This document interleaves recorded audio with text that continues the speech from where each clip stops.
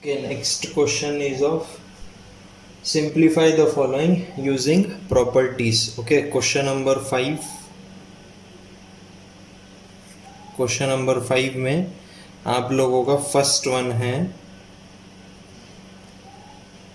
-3/8 multiplied by 5/9 +(-7/18). तो आपको property भी मेंशन करना है, जो प्रॉपर्टी से आप उसको सिंप्लीफाई कर रहे हो। लाइक यहाँ पे ये देखो, अभी ये कौन से फॉर्म में है, P/Q multiplied by R/S plus M/N form में है। तो ये जो प्रॉपर्टी थी हमारी, ये कौन सी प्रॉपर्टी थी, डिस्ट्रीब्यूटिव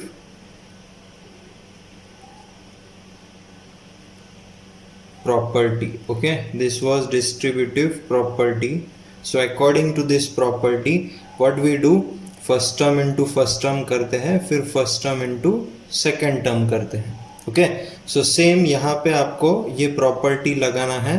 तो डिस्ट्रीब्यूटिव प्रॉपर्टी लगाने के बाद it will become -3/8 multiplied by 5/9, ये एक ब्रैकेट में आ जाएगा, plus first term into second term -3/8 multiplied by -7/18. Okay, now you have to solve this. So solving this, what will happen, this is 3 1s and 3 3s. Okay, so what is remaining, 5/8 3s is 24, so -5/24 is remaining first bracket में से। Okay, second bracket में से check करो अभी क्या बचा है। So 3 1s and 3 6s is 18. Now here minus minus it will become plus, और बीच में ऑलरेडी प्लस साइन है, देखो यहाँ पे, तो वो प्लस साइन मैंने ले लिया यहाँ पे। So this is your first bracket का सॉल्यूशन, और सेकेंड ब्रैकेट का सॉल्यूशन क्या आया, न्यूमरेटर में 7 और डिनोमिनेटर में आया 48। ओके, सो अभी देखो, अभी आपको एडिशन ऑपरेशन परफॉर्म करना है, तो आपको डिनोमिनेटर सेम करना पड़ेगा। सो डिनोमिनेटर सेम करने के लिए हम लोग एलसीएम लेते हैं। सो एलसीएम क्या होगा यहाँ पे, 48 will be the LCM. Okay, so 48 LCM होगा। सो पहला नंबर है आपका -5/24। तो ये 24 को अगर मुझे 48 करना है तो मैं मल्टीप्लाई बाय 2 करता हूँ। डिनोमिनेटर को 2 से किया है तो न्यूमरेटर को भी आपको 2 से ही मल्टीप्लाई करना पड़ेगा, प्लस 7/48। ओके, यहाँ किसी चीज़ से मल्टीप्लाई करने की ज़रूरत नहीं, क्योंकि डिनोमिनेटर ऑलरेडी 48 है यहाँ पे। Okay, so what will be the answer, -10/48 and plus 7/48। Okay, अभी आप इसको फर्दर सॉल्व करोगे तो दोनों का डिनोमिनेटर सेम हो गया। So I will write the denominator 48। Now -10 + 7 is what, -3।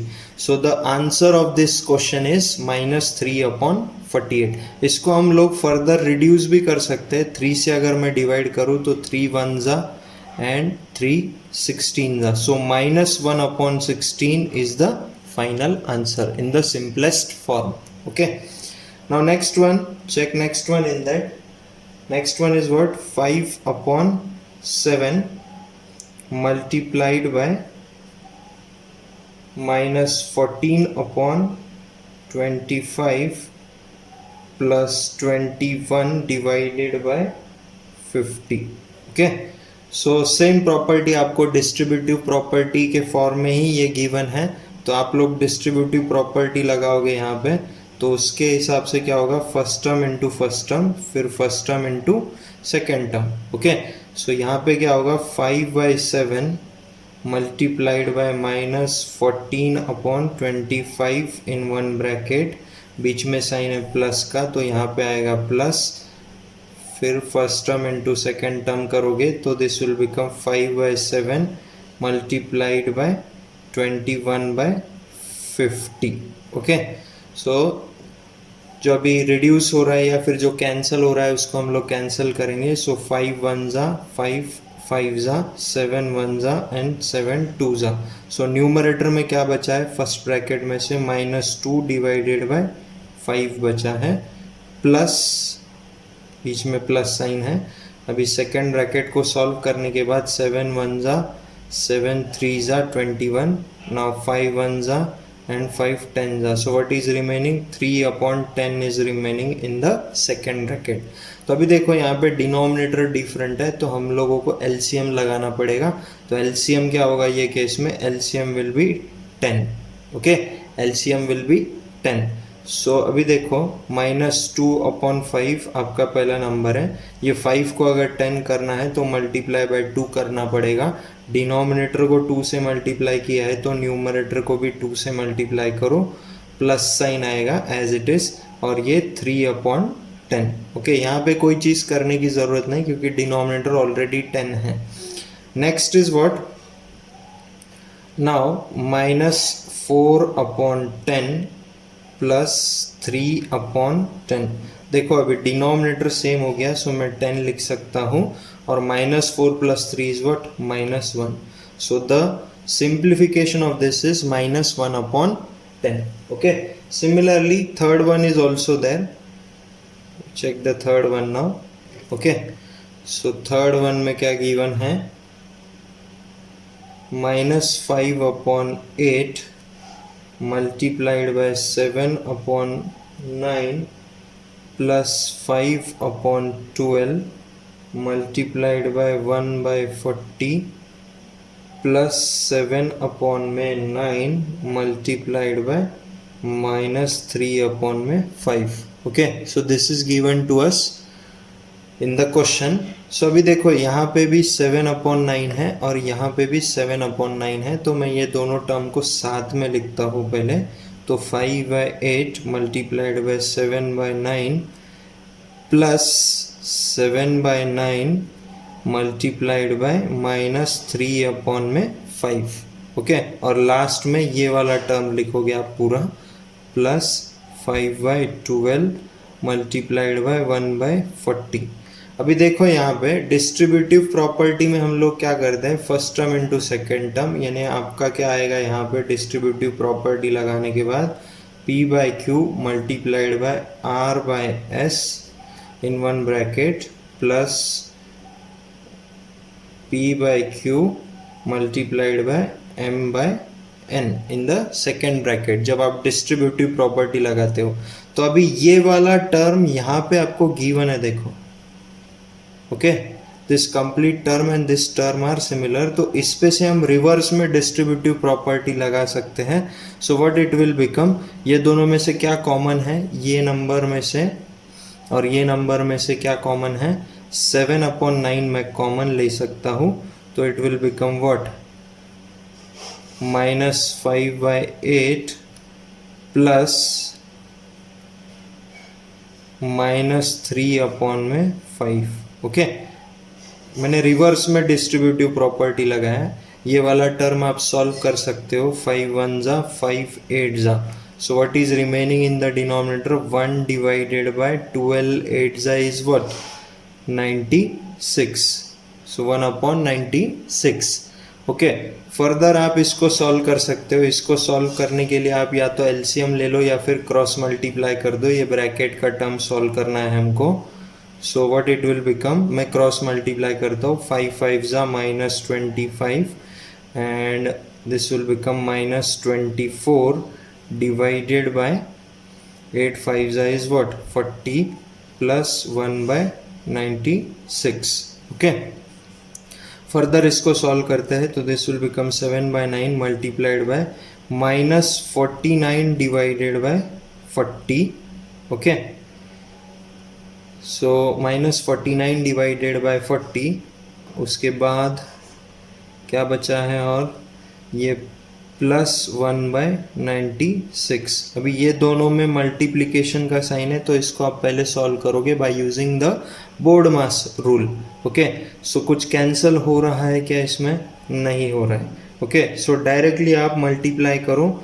सो नीचे क्या आएगा, न्यूमरेटर में क्या आएगा, 49 7 is how much, 49 × 7, 9 7 is 63 and 7 4s are 28 plus 6 is what 34. So 343 आएगा minus 343 divided by 9 4s are 360 plus 1 by 96.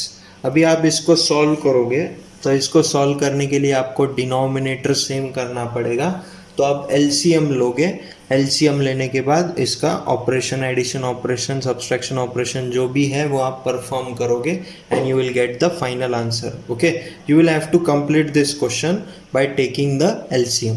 Okay, now we will move forward with the sixth question. What is said in the sixth question? Okay, so sixth question, is 0.4 the multiplicative inverse of 2 1 by 4? Okay, so 0.4 क्या multiplicative inverse है 2 1 by 2 का? Okay, ये आपको check करना है। Okay, सो 0.4 को आप कैसे लिख सकते हो? 4 डिवाइडेड बाय 10, क्योंकि डेसिमल के बाद एक डिजिट है इसलिए 4 डिवाइडेड बाय 10। सो इसको आप रिड्यूस करने के बाद क्या आएगा? 2 डिवाइडेड बाय 5। ओके, और इधर आप इम्प्रॉपर फॉर्म में है तो इसको प्रॉपर फॉर्म में लाओगे। 2 2s are 4, 4 plus 1 is 5, so 5 divided by 2। देखो आप, ये दोनों एक दूसरे के मल्टीप्लिकेटिव इनवर्स है।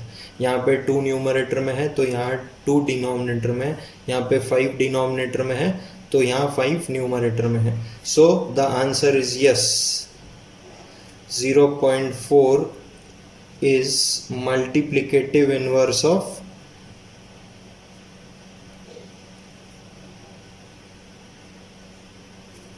inverse of 2 1 by 2. Okay, now we will move forward to the question number 7th. What is said in the question number 7th? Multiply minus 13 upon 25 by the reciprocal of 39 divided by 50. So minus 13 upon 25 को multiply करना है by the reciprocal of